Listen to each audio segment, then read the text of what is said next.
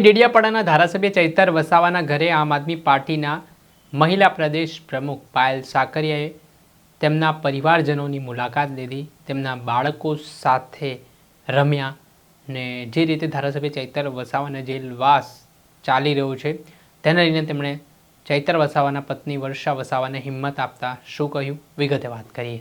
વૈષ્ણવજન તો તેને કહીએ જે પીડ પરાઈ જાનાને રે.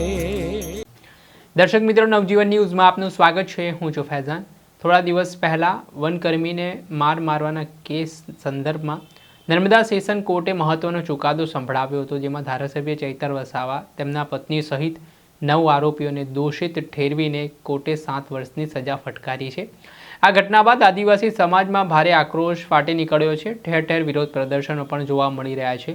આ સંદર્ભમાં થોડા દિવસ પહેલાં ડેડિયાપાડા ખાતે આદિવાસી સમાજનું સંમેલન પણ ચૈતર વસાવાના સમર્થનમાં મળ્યું હતું, જેમાં 4 રાજ્યના આદિવાસી સમાજના લોકો આ સંમેલનમાં જોડાયા પણ હતા.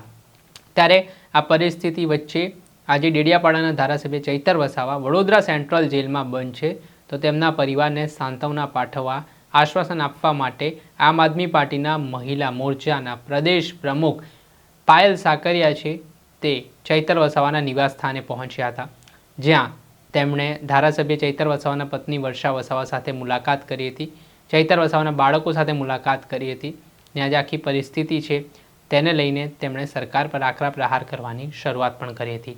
આ સમગ્ર મામલાને લઈને પાયલ સાકરિયા દ્વારા પોતાના સોશિયલ મીડિયાના માધ્યમથી આ વાત લખવામાં આવીને તેમણે કહ્યું, આજે આદિવાસી યુવા નેતા ચૈતર વસાવાના ઘરે જઈ તેમના ધર્મપત્ની વર્ષાબેન અને બાળકોને મળ્યા. સત્તાના દમન અને ચૈતરભાઈ જેલમાં હોવા છતાં વર્ષાબેન હિંમત, ધીરજ અને આત્મવિશ્વાસ સાથે આખો પરિવારને સંભાળી રહ્યા છે. એક મહિલા જે સંઘર્ષ સમયમાં પરિવારની સૌથી મોટી તાકાત બનીને ઊભી રહી છે. વર્ષાબેને અડગ હિંમતને સલામ. આમ આદમી પાર્ટીની તમામ મહિલા સાથીઓને તેમના પર ગર્વ છે. સંઘર્ષ ચાલુ રહેશે અને સત્યનો વિજય થશે. આ પ્રકારે સોશિયલ મીડિયા પર પાયલ સાકરિયાએ વર્ષા વસાવાના વખાણ કરતા આ બાબતે તેમણે લખાણ લખ્યું છે ને સાથે જ હવે ચૈતર વસાવા જે હાલ જેલમાં બંધ છે, તેમના સાથે તેમના જે અન્ય સાથીદારો પણ બંધ છે, તેના કારણે આદિવાસી વિસ્તારોમાં એક ચિંતા અને રોષ પણ જોવા મળી રહ્યો છે. દર્શક મિત્રો, આવા જ નવા વિડીયો સાથે આપને માહિતગાર કરતા રહીશું, એટલે તમારી નવજીવન ન્યૂઝ જોતા રહો, લાઇક કરો, શેર કરો.